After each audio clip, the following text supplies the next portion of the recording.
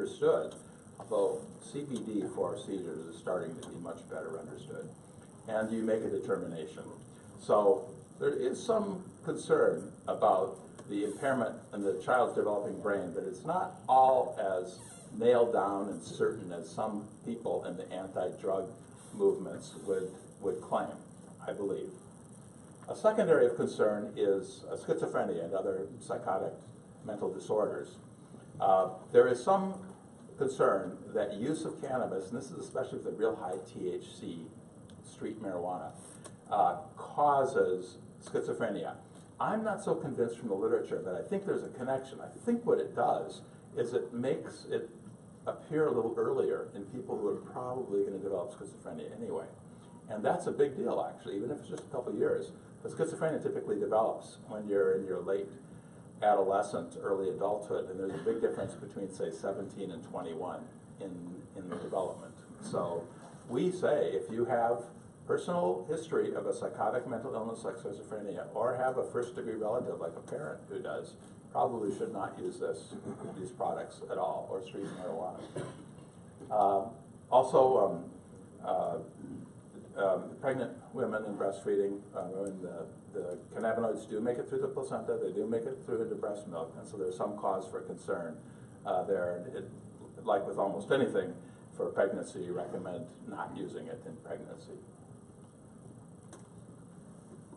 So I'm trying to save a little bit of time for this learning from patients' experience because it's something that we've put a lot of effort into. So the information that we get is from two main sources. One is each time someone wants to make a purchase, they're required to fill out some information on symptoms and on side effects. And of course the pharmacist would want to know this anyway to give good service, but the pharmacist also makes sure that it's documented in the electronic registry that runs this whole program. So we have that at each purchase, and since you're limited to a 30-day supply, people typically come in 30 days or often more often than that. We have this data over time. A second main source of information is surveys that are sent at 3 months, and then 6 months, and 12 months, and every year thereafter to the patient and to the physician or nurse who certifies them for the program. And it asks questions about degree of benefit and what was the benefit, degree of harm, what was the harm. And so we take all that information and we put it into reports. And we now have two really comprehensive reports that are on our Office of Medical Cannabis website if you're interested in looking. They have executive summaries of only a few pages. And these two reports, one is for the first year's worth of people who enrolled in the program, a couple thousand. And the second is the first 5 months worth of people who enrolled for intractable pain. That 5 months is because we need time to elapse to collect the data over time to do analyses of benefits and harm. And in a few months, we're going to have a similar report for the first 5 months worth of patients who enrolled because of PTSD. And as I mentioned at the outset, I had my staff do a very early look at that group for the first 5, and I'll share some early results with you in the next set of slides, which is really pretty interesting. And I can't wait to, over the next few months, do a lot more work with this information. So this talks about the two main reports we have so far. So this is from the first year report, and it's the question of patients on their surveys, and we get a pretty good response rate on these surveys, about 50%, which is high. Overall, how much did you benefit from the program? Scale of 1 to 7. 1, no benefit. 7, highest benefit that I can imagine. Really, really good. And as you can see, there's a really perception of a high degree of benefit. And then we go on to ask them, well, what were the benefits? Please tell us about them. And some just leave a couple words. Some leave paragraphs. And in our reports, we include as appendices their verbatim comments, organized by the conditions and the degree of benefit. So that people who have a certain disease like Tourette syndrome can go in and see, well, what did others find? How did others find that they benefited, and what were the benefits? So this is what was asked of the patients. We also asked the healthcare practitioners for these patients. And we get a pretty good response rate, about 40%. On the next slide, mind you, it isn't on the same patients because there are some patients whose healthcare provider did not provide a reply, and some healthcare providers that gave an answer, the patient didn't give a response to the survey. But here's the healthcare practitioners. So they have a little bit less optimistic view of the benefits, but it's the same general shape. Mind you, that bar on the extreme left is no response. It's not no benefit. So still quite a few of the healthcare practitioners thought their patients benefited a lot from the program. The difference when we came to their description of the benefits is the patients tended to emphasize quality of life and function. Comments about I can do more, have more energy. And the patients, the healthcare practitioners, comments were more objective things that they could measure. A little bit different perspective. It's a really busy slide, really meant to be a marker to just describe something that we do. So at the time of each purchase, we ask each patient, each time, about 8 different symptoms. Things like pain, nausea, vomiting, anxiety, whether they have them or not. We ask each time. And so then we go through and analyze the data from each of those. What happens is that a lot of these people, even if they're not certified for pain, they have a lot of pain. And they have a lot of anxiety and so forth. And they have substantial benefits in most of these different symptoms. This is an example of a validated tool that we use to assess pain. It's a 3-question tool. The patients are asked at each time they purchase medical cannabis. PEG, they ask about pain intensity, how bad is the pain, the amount that it interferes with general activity, and the amount it interferes with emotions. And we used a 30% reduction as a threshold to indicate clinically meaningful improvement, which is what clinical trials often use. And we found about 40% of the patients achieved that reduction, which is pretty good. And when we asked clinicians something similar, using whatever pain scales they used to follow the patient, we got a very similar response. So there's an emerging literature with clinical trials on various cannabis products for improving pain. And they're finding benefits along the same lines as we are. And importantly, 2/3 of the patients on opioids, when they started the cannabis, were able to reduce or discontinue them within 4 months, which is a great benefit because of challenges that the opioid drugs themselves give. So here's on to the PTSD section. So in the first 5 months of the program, when it was a qualifying condition, so that's a year ago this past summer, so August, September, October, November, December 2017, there were 750 people who joined the program because of PTSD. About 2/3 of them, 75%, were, it's mostly middle age. Between the ages of 25 and 50, about 2/3. Surprising to me, a little bit more men than women. Surprising to me is that we ask, do you consider the PTSD to be primarily military related, primarily something else, or both?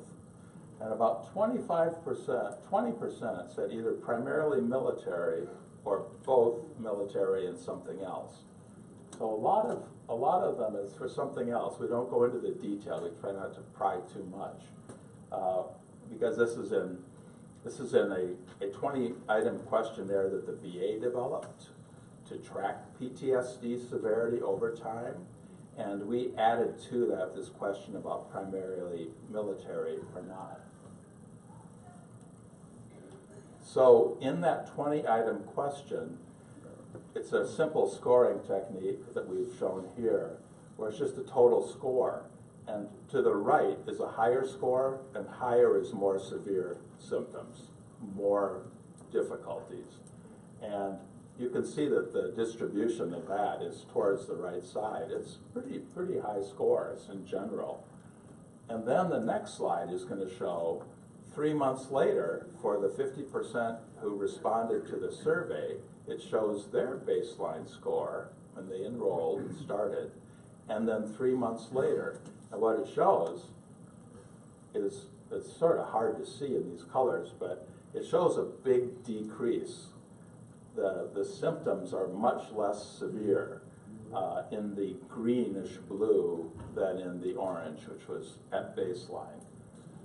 I am looking forward very much to digging into this a lot more, breaking it out by the military related and the other, and doing other things to try to find out more about the degree of benefit and if it varies depending on age and other things. Getting close to the end here, I hope we'll have a little time for questions. I mentioned that we retain the survey comments about benefits and harms. That's partly to give more information to whoever reads our reports, and also to remind all of us that these are individual lives, not just numbers. And sometimes when you read the comments, you can get some sense of who these people are.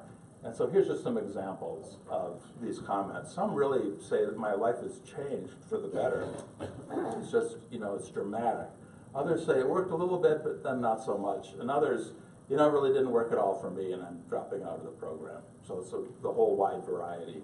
But as the slide on the 1 to 7 benefits showed, most people think it's really quite a lot of benefit. We do ask for all severe adverse events or serious adverse events to be reported. That's things that cause people to be hospitalized.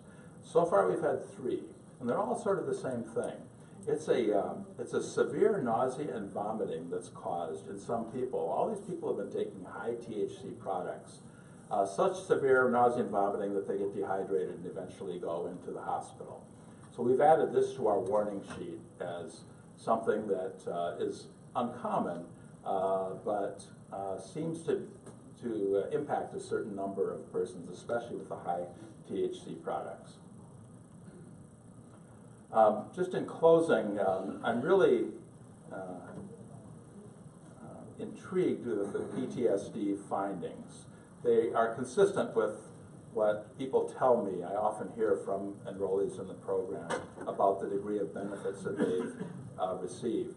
One of the things that I'd really like to do is to interview especially some of the military, because a lot of the people who are in the military have told me how difficult it has been for them to get their PTSD treated in ways that they find acceptable and helpful. But they've been getting great experience using the medical cannabis. I'd really like to be able to do some interviews with some of those. So that's sort of softer research, qualitative research. Our little office, Minnesota doesn't tax the cannabis products, so unlike other states, we're not rolling in money from the taxes on the products, so our little office is pretty cash-starved.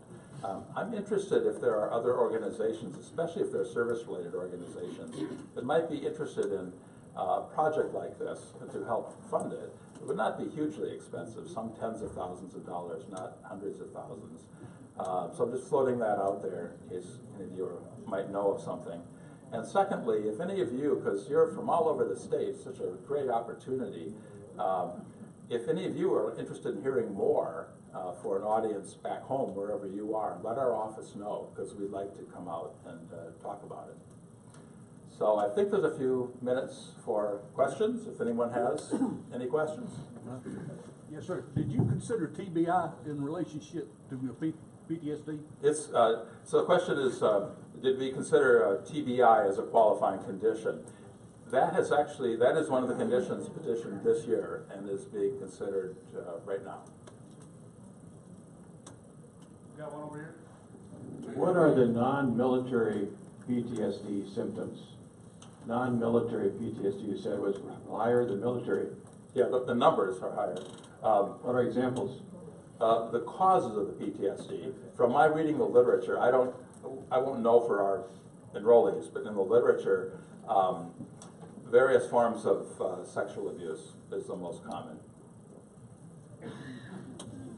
Dr. Arneson, I got a quick question for you. Have you seen anything through the Minnesota Department of Health in regards to residents in Minnesota that are eligible for the program, that are using the program, but they're also residents of nursing homes in the communities that are federally funded, that may be a predicament where they can't use then because they're in a nursing home that's federally funded and they can lose their money from the government because it's illegal with the federal side? Yeah, that's an issue that has come up relatively often.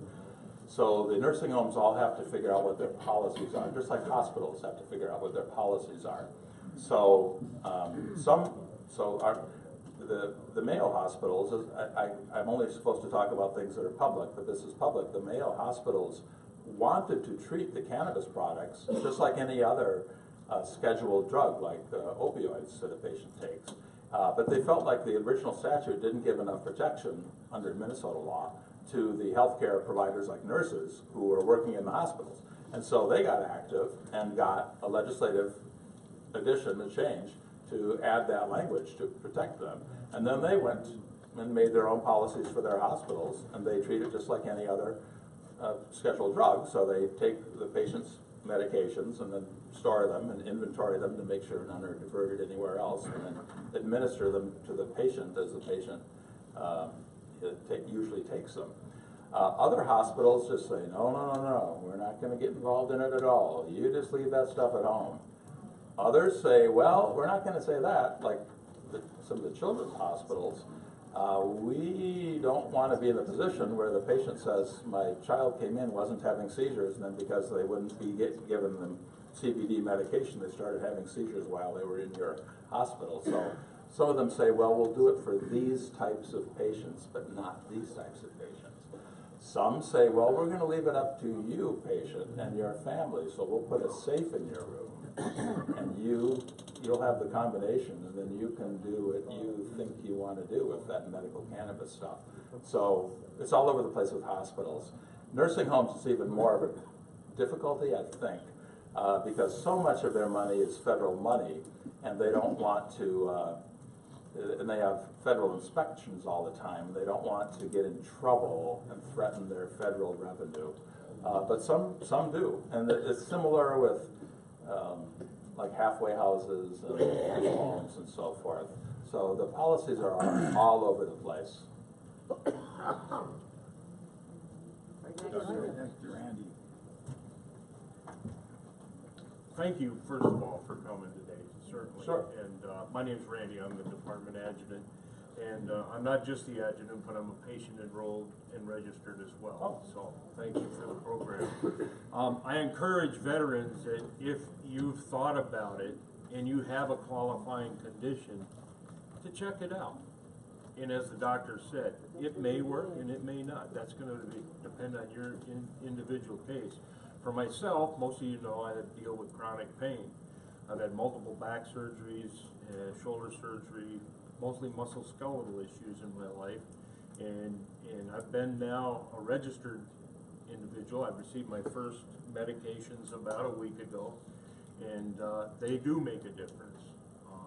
I'm also diagnosed with sleep apnea, and this is the first time I've slept, even with my CPAP machine, through an entire night as soundly as I ever have. I've had very little contact so far with obstructive sleep apnea patients. I'm interested in hearing that. I don't. How many have slept through an entire night and not remembered anything other than the minute you fell asleep? And that's where I'm at with the THC, and it's absolutely awesome. So thank you very much. And there are opportunities for veteran discounts, believe it or not, at some of the dispensaries. So I know the one I work with, they do offer that, and for my 30-day regimen, it was only $70. Oh, that's the low end. Yeah. So, and I might have more CBD than THC in some of my meds, and I do. But I do, my night med is primarily THC because of what he explained too. I drive during the day, I still work, and this takes care of it. I take it before I go to bed, an hour before I go to bed. I'm out like a light when I lay my head down, and I don't wake up until it's time to get up and go to work, and it's out of my system by then, and I can drive. So it's a great program. I really encourage people to check it out, and yeah, there's some euphoria to it, and a little reminiscent of high school, but but yeah, it's a great deal, and it definitely benefits veterans and some of the things. Thank you very much. Yep. Thank you.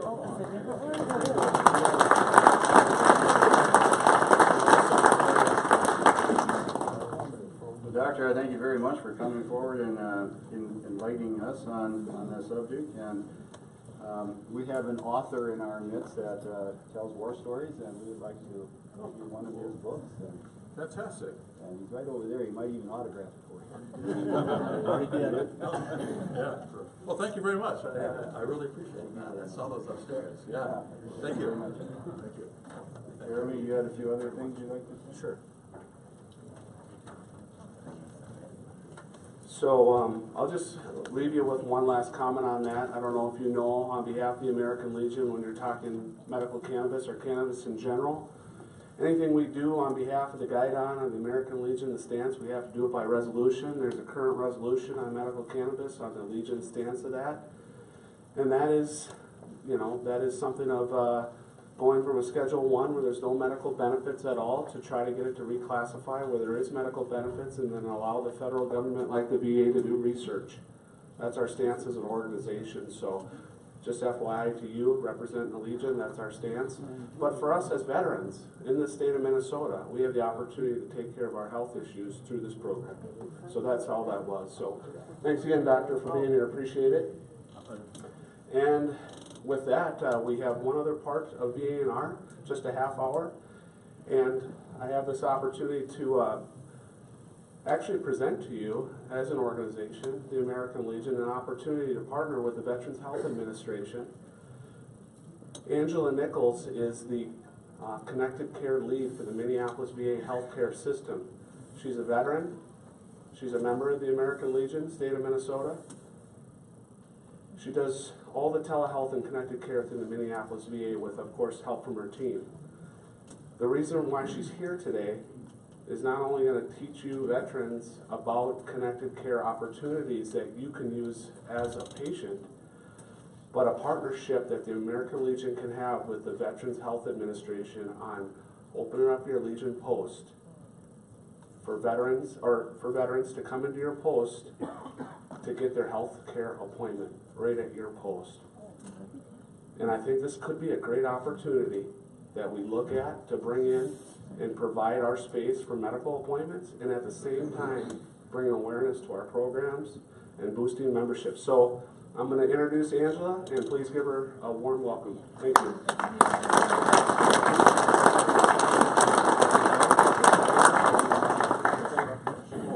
Is it up? Yeah, Okay. so just try real quick. I'm going to just try this so I don't mess There you it go. up. Yep. Okay. Good to go? All right, yep. All right, you're going to see me looking off to the right or left a lot just to see my slides. So I hope that doesn't distract everyone. I just want to say it's been so nice. I've only been working at the VA for 2 years, and it was so nice the day that Jeremy contacted me. I went up to the floor that he's located on and met with him and talked a little bit about telehealth, telemedicine at the VA. And we just right away naturally started talking about ways that we could partner. I used to live up in Duluth, Minnesota. I lived up there for 15 years and came back to the cities a few years ago. So I know what it's like to live in it's not so remote, but you know, a couple hours drive from the Twin Cities when you have to come down for specialty care or an appointment. So what I'm going to present to you today, I think, is going to show you how maybe we can improve access to care by using video, specifically video into our homes. If we have internet, a computer with a webcam, a tablet, a smartphone, all of those things have audio video on them right in our hands. So that's what I'm going to talk to you about today. And like Jeremy said, we have a half an hour, but I am gonna stick around after, for folks who have questions or wanna talk, or I'll just give you my card. But this is something that we would love to be able to land, at American Legion posts around the state. So this is actually a program that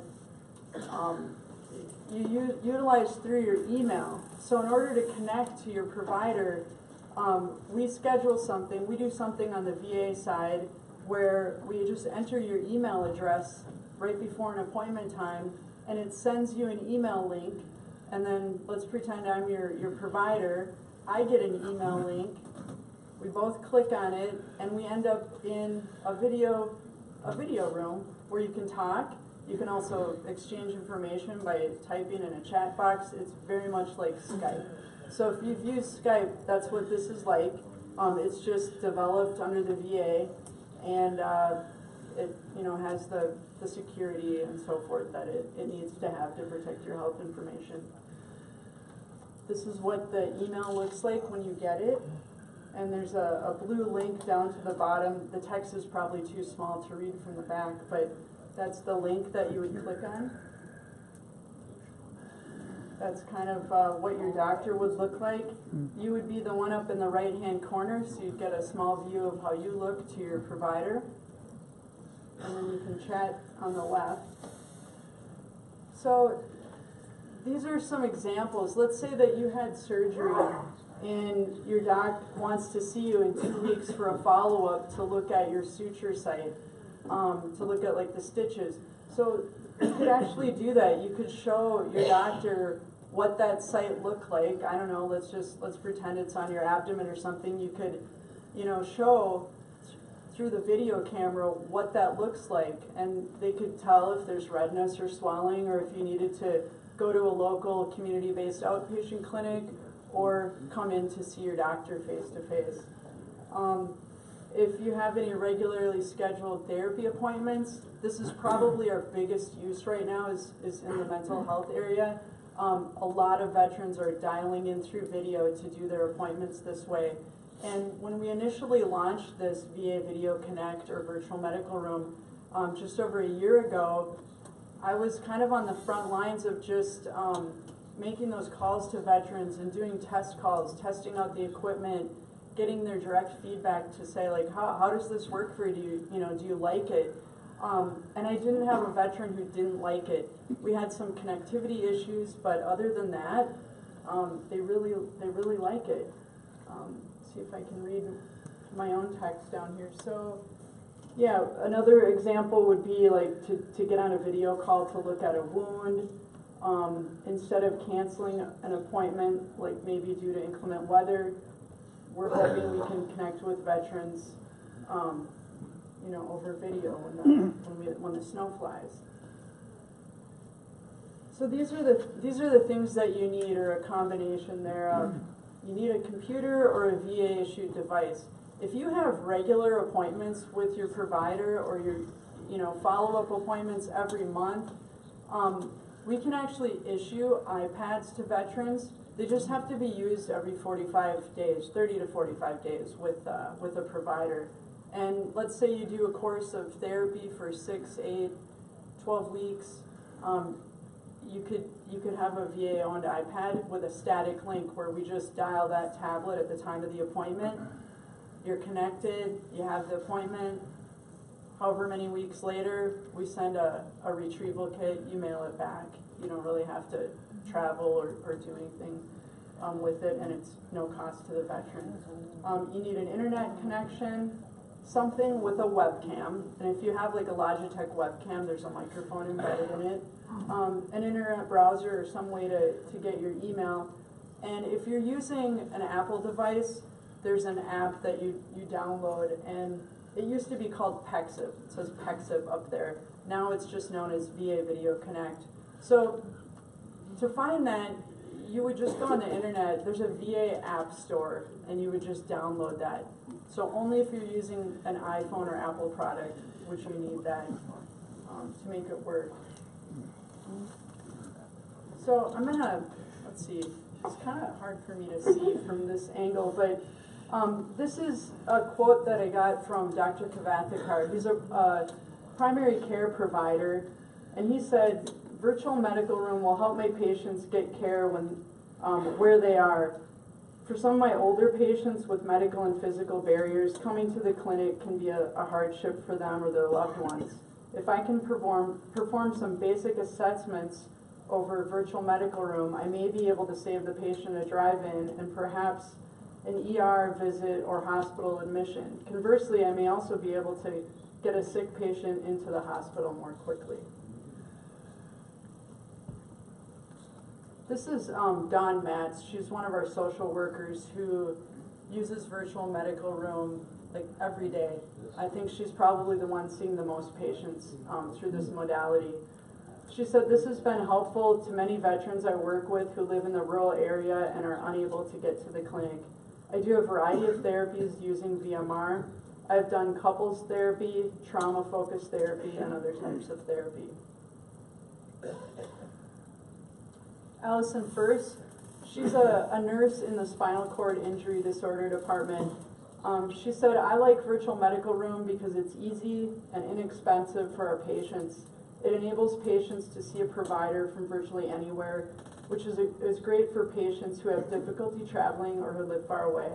Aside from regular patient-provider appointments, I've used VMR for patient education, triage, and giving a family member an opportunity to attend an appointment or family conference they would have otherwise missed due to the distance or work obligations. So this is one of the reasons why veterans choose VMR. One veteran said, it's really nice to do VMR. He was very happy to learn of this option for mental health visits as he owns his own business and is the sole employee.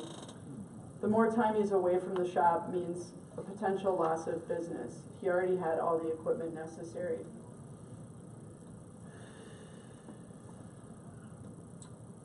Another veteran, after some legal issues, the veteran no longer has a job or a car and is living with an old friend. His only way of getting to the clinic was to use his roommate's car before she went to work. He was incredibly relieved to find virtual medical room as an option to do mental health treatment sessions at home so he doesn't have to use her car. Veteran had all the necessary equipment needed. So some of the access points, when we talk about access points that we're trying to create, like at American Legion posts, we're also working with our county veteran service officers, the MDVA, Ron Quaddy? Ron, yeah. Yes. Sorry. Ron Quaddy suggested too that we reach out to the reservations like Grand Portage and White Earth. They have tribal VSOs that we can hopefully help set up access points at so that we can better reach some of those rural veterans and underserved veterans. Okay, that's it. I just really want to thank you for your time and thanks for having me. I did say I would hang around, but I'd like to know if you have any questions that I could try to answer. I just want to make a couple of quick comments so everyone's on track here.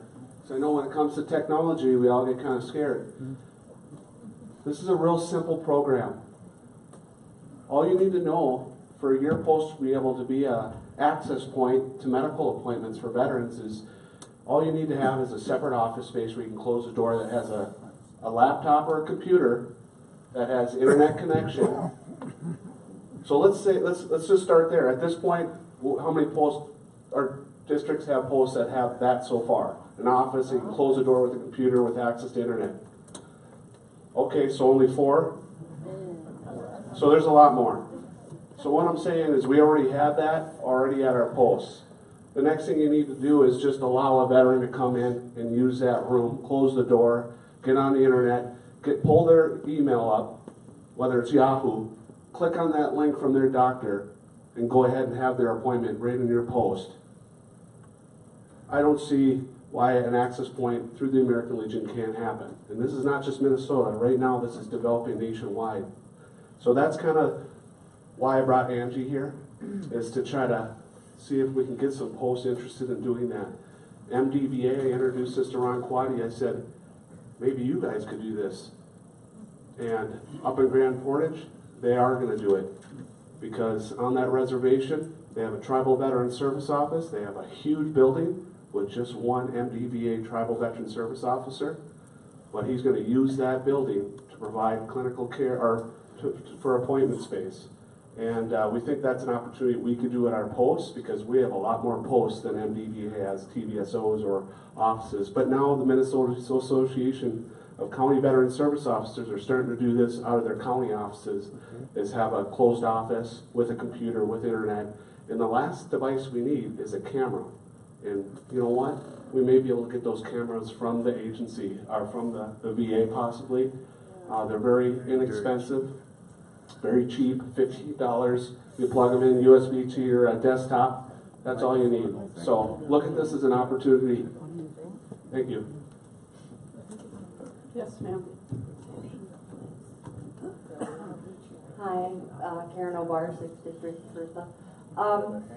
I kind of had something like this with one of my providers, but the VA sent me a tablet, Yeah. and that's what I used to talk to my provider from the VA.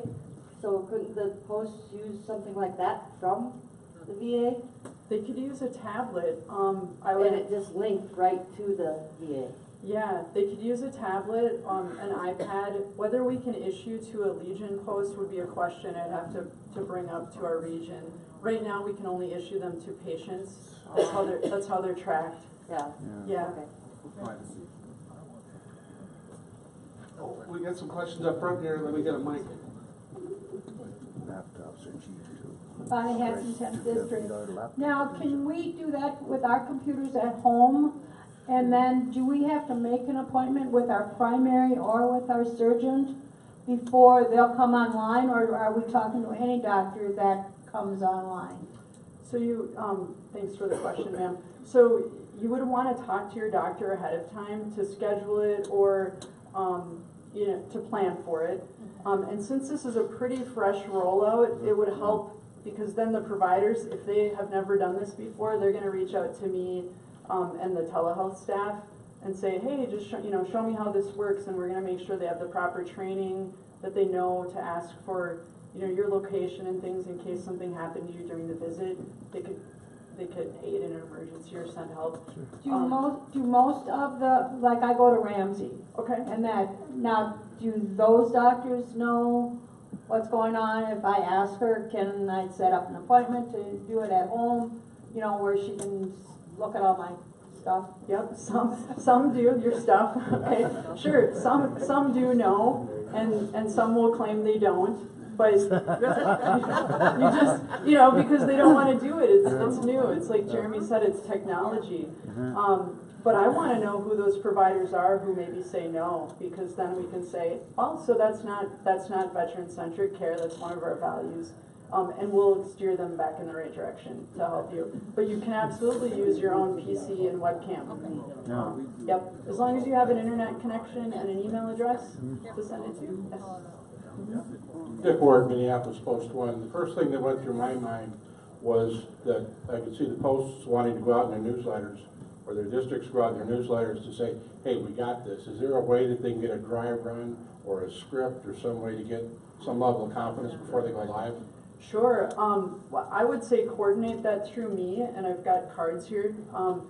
And then I can set up those test calls with you. I'll either do them directly with you, or someone will. I guess it'll depend on how many calls I get. More is better. It's good to keep me busy. But I would love to work with you and make sure that it works.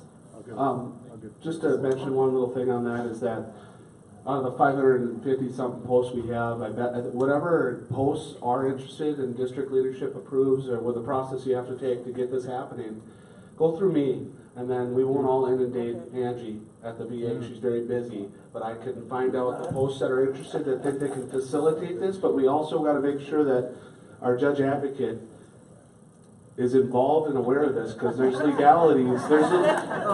There's legalities that we will have to look at and be concerned about.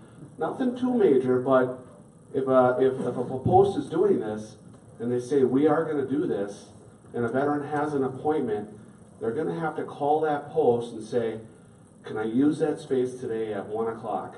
They travel all the way to your post and the door's closed because the manager closed the door. They missed their important mental health appointment. Yeah. What are the legalities on the Legion? We have to look at that. We've looked at it. MPVA, large state agency, they're gonna do it. But they're gonna make sure they got their I's dotted and T's crossed. So I think that's what we have to take into consideration, but I think we still need to jump on this. We just gotta do it smartly. Great, yes, sir. Is there a minimum distance? Is there a minimum distance? No, sir. You could be on the other side of the street from the VA and do your appointment from home. You know, I think I said earlier too, you want to talk to your doctor, your whatever kind of provider before doing this. Because in some instances, they do need to see you. But when I think of appointments that I've had where they didn't need to send me to the lab for a blood draw, and they really didn't need my vitals, you know, and they don't maybe need to touch me to listen to my heart or anything. If it's just a follow-up appointment, how you doing, how's your medication working, those are the exact kinds of appointments we want you to request video for. Obviously, if you're maybe going to like a neurology appointment for the first time, I don't know if you've ever had an assessment like that, but they're poking and prodding and doing all sorts of things with you, so they definitely need to see you the first time in person. But follow-up appointments are great. Or if you have to cancel because of weather, call and you know, ask for that video appointment. One over here, quick. Sure. Question, most of my members probably deal with the North Dakota VA at Fargo. Okay. Is there reciprocity on doing this? There is, yes. So Vision 23, we're under Vision or Region 23. I guess since coming to the VA to work, I've learned that we're like kind of on the forefront nationally on trying new technologies. So, you know, as much as we might stumble through it a little bit as a large organization, our whole region's doing it. So yes, definitely Fargo, Central Iowa, Des Moines, Sioux Falls, Fort Meade, all of those places, St. Cloud. Yeah, I was going to say St. Cloud. They're actually, I think, #2 in the nation for using the VMR. And I know Angela has a lot bigger hospital to deal with than 38,000 patients, but she's doing a great job on training the primary care providers to utilize this program for their patients. So if you have anxiety to drive into the city for your appointment, now you don't have to. So she's doing great. But yes, St. Cloud, they're all over this as well. Sioux Falls and Fargo, I'm sure they're doing a great job as well. Is there a contact person at St. Cloud VA? There is, yes. I can. Her name is Joanne Hogue. Okay. You know about her? Okay. Sure. Any other questions? Going once. Just kidding. I'll stand up here as long as you need me. Yes, it would be. Lady on board. All right, let's give her a round of applause.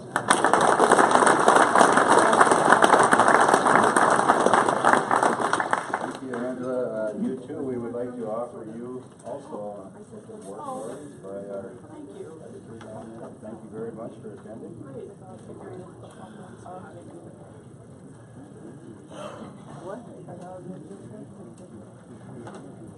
Well, I hope that was enlightening for everyone. I mean, these are very timely subjects, and it's great to have two good speakers. I also got to thank Jeremy for putting this together. I tell you, Jeremy is a ball of action. He is. Jeremy, do you sleep at night? No, I didn't think so. I mean, you got to hose him down once in a while. He's just always on the go. So thanks for the speakers. Thanks for Jeremy. We do have a little bit of time before our next speaker. I was told that there is a donation to the National Emergency Fund out there. Is that someone out there now that wants to bring that up? You saw the skit. You don't want to break out.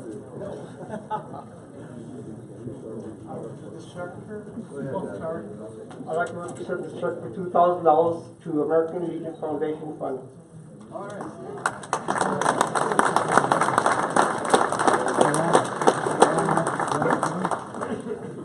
Well, Yeah, Teresa, this is a pretty good time for you too. Teresa Ash, I'm sure this is on Shop, Ship, and Share? All right.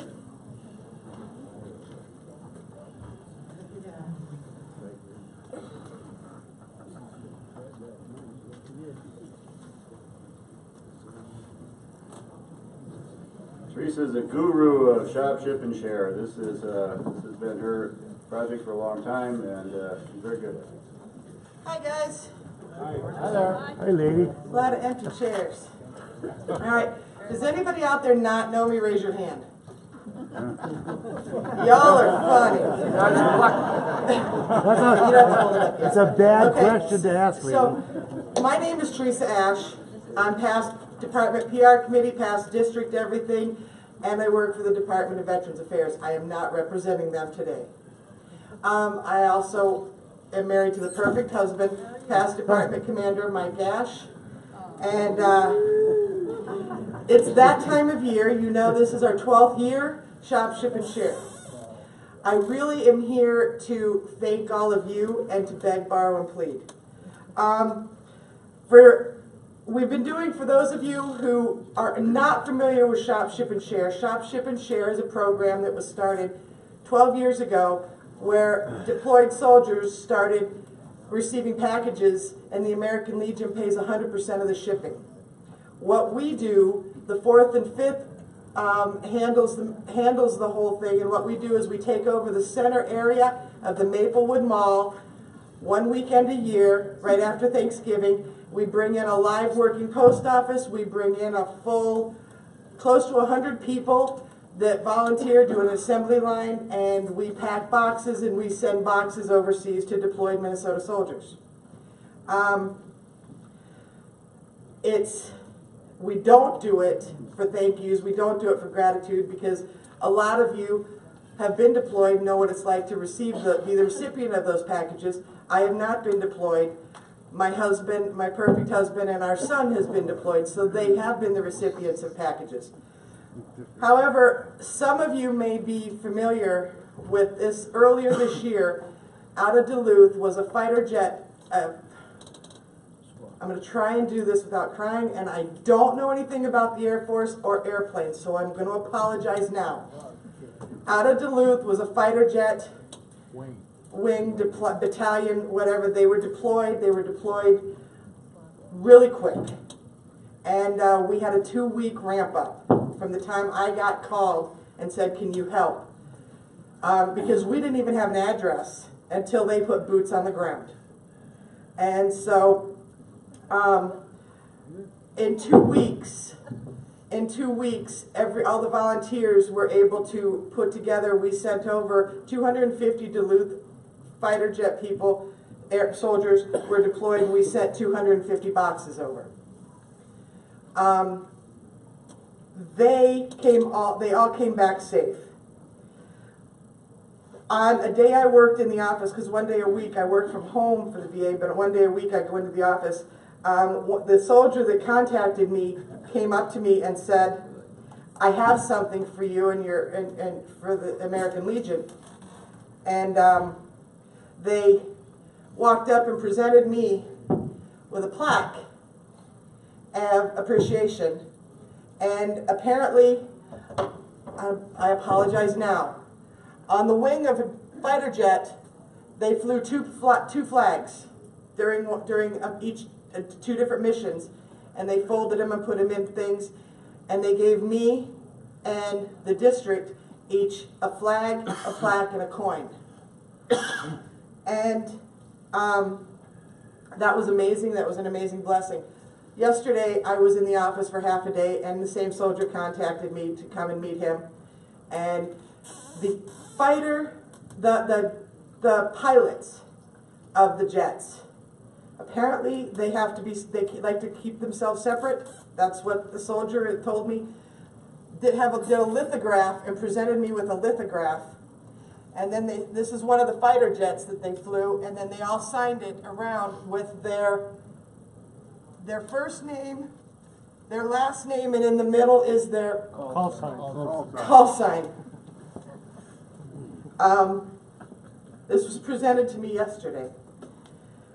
And I want to say thank you because Teresa Ash can't do this.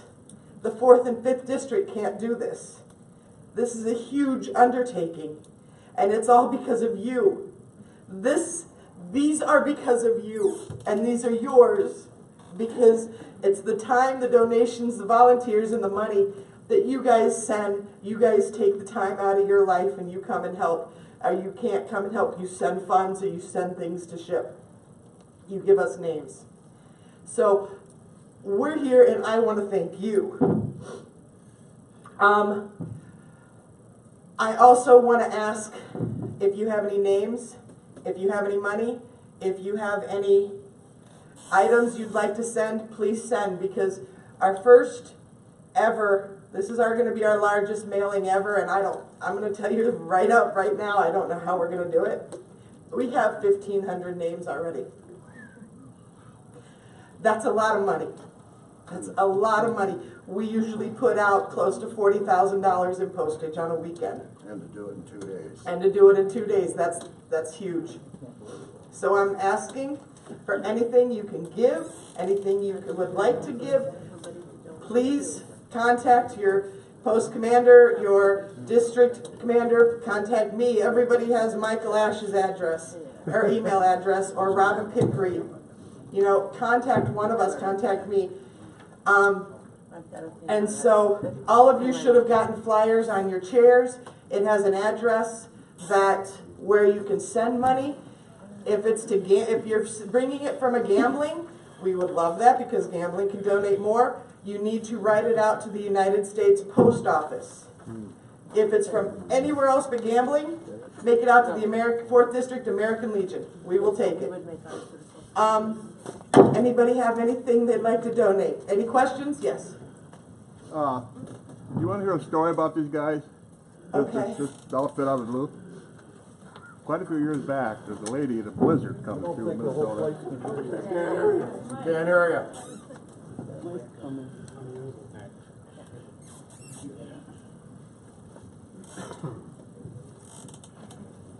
This squadron out of Duluth Air Base, 2 years ago, there was a hell of a blizzard come through Minnesota, and there was a lady in like a Ford station wagon, went off the road and was buried in a snowdrift, and they couldn't find her. And the guys from Duluth here, they said, we'll get her. How are you going to get her? We're going to set that Ford station wagon as a target off our aircraft, off our what do they call it, platform. They flew over, this target showed up, they told her where she was, and they saved her. That was these guys just a few years ago, and it's really quite an outfit. There's just something else. I haven't had the honor of meeting any of them but one. Well, they'll probably keep in touch with you. They're kind of guys. So. We need some more of the pamphlets because there weren't any on our chairs. Okay. I've got one that I can give to my post, but maybe some others need them. Okay, I can gambling funds. We have more in the car, and I will bring some, and we'll also have them at the hospitality room. Michael can also email them out. Teresa. You're gonna make me cry. As y'all know, I'm a member of the Veterans Trust Fund. And the members of that trust fund, which consist of 4 different organizations, 2 members from each of the 4 veterans organizations, has been a partner with Shop, Ship, and Share for a number of years. Most of them. We had a meeting this past Wednesday, and we did approve a grant that came to us. I was going to try to bring the check, but it was a little bit hard for U.S. Bank to make out the check. But I can truthfully say that the $5,000 check is in the mail. It got approved.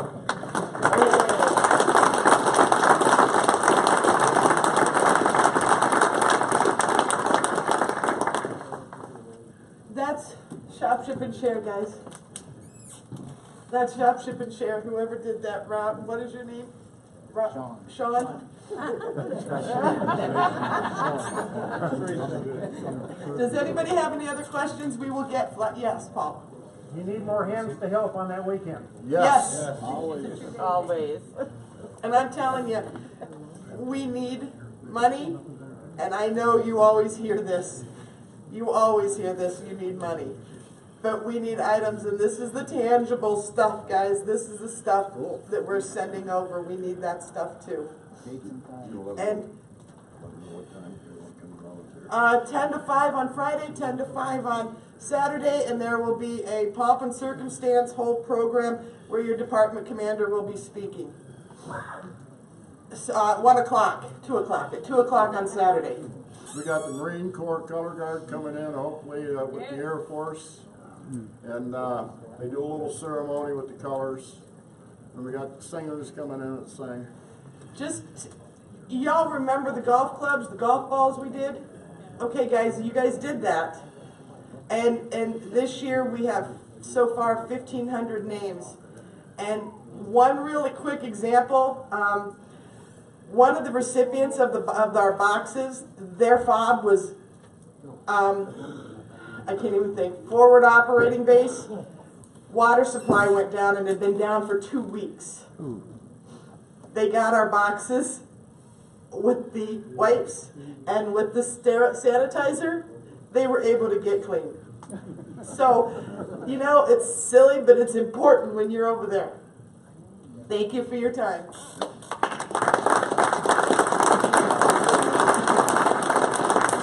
Sergeant in Arms has been very diligent today in collecting people for cell phones. So here's $20 worth of cell phone fines. Thank you. I want more phones going off. Yeah, take your phone back. I got some more money. All right, one more person wants to come up here before we resume with the schedule. Mr. Tom Schottenbauer. What are you going to do there? Air Force, please.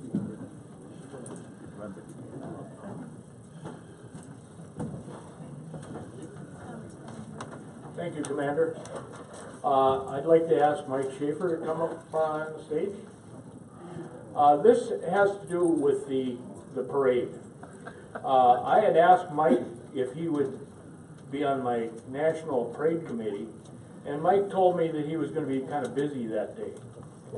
So, being that he was busy with the American Legion, I thought I'd make him an honorary member of our National Parade Committee. So Mike, here you go.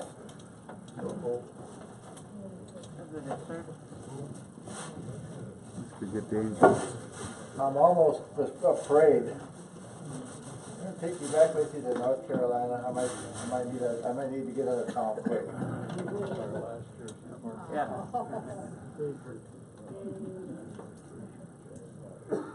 Hey. Big enough. Hey.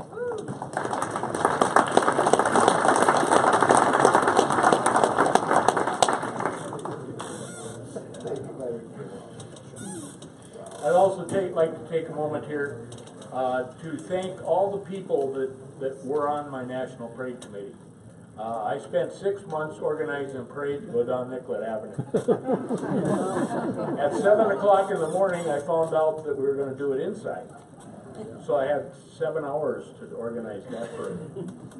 But it went off very well, and it wouldn't have come off that well without my committee. I had a fantastic committee, and thank you, all of you that were on that committee, for helping out. Thank you. Indeed.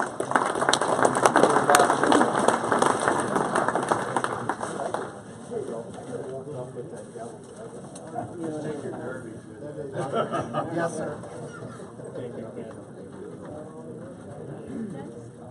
All right, next on the agenda.